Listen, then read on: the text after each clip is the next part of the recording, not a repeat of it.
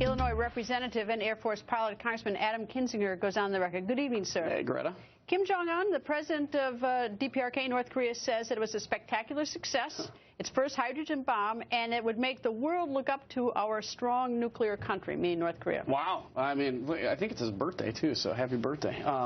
But, you know, look, at the end of the day, we don't know if this was a hydrogen bomb. I've heard some pretty serious people say they don't think it was, maybe kind of just a souped-up atomic bomb. But this is what they do. They saber rattle. They do things like this. They get the world's attention. And then typically the pattern is now they want something for it. Now they want negotiations. But this is really going to have to rely on our strong response in terms of reaffirming our allies, building relations between Japan and Korea, which haven't always been that great, and then pressuring the Chinese to do what they need to do. All right. I've been there for better or for worse, I think 3 times. Yeah. It is a country like no other country I've ever been to. But while all the attention is whether this is a hydrogen or atomic bomb, a hydrogen being far more powerful than a nuclear bomb, just having a nuclear bomb is bad. I mean, like it's almost like we're a little distracted. I mean, this is a rogue nation that is threatening. Well, and I think it's, not to jump on this, but I think it's a lesson for what happened in Iran, because in '94 when this agreement was signed, North Korea will never get a nuclear weapon, and they ended up marching out with a nuclear weapon.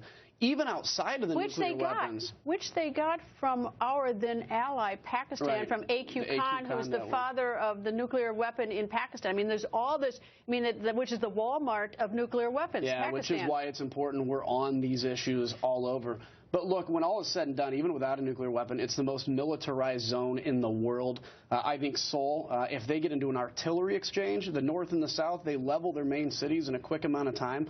The key is to try to ratchet down tension between the two, but also to reaffirm South Korea, to reaffirm Japan, and pressure China to say, get these people in line. China's got their own economic issues they're fighting with right now. I'm sure they don't want a rogue nation throwing nuclear weapons around right on their border. I think my experience there has been that, you know, the people there, I've never met Kim Jong-un, really believe that we Americans every single day are spending 24/7 trying to think of ways to kill them. They are still fighting the war. They see us at the enemy. This is not an easy task, but we have sort of been letting it go until they do something provocative like this. Well, it's a cult. It's a large national cult with Kim, the Kim dynasty, being in essence their god, and they believe and worship everything he says. However, though, we are getting some indications that there may be some dissent building in North Korea.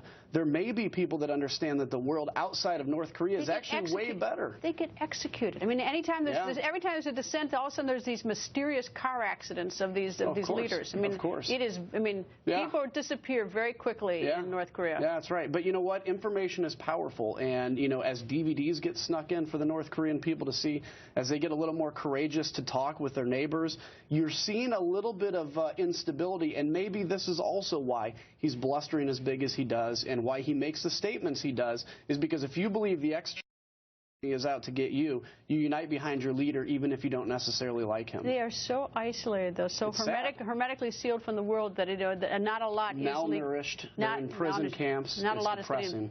Congressman, nice to see you. Thanks, sir.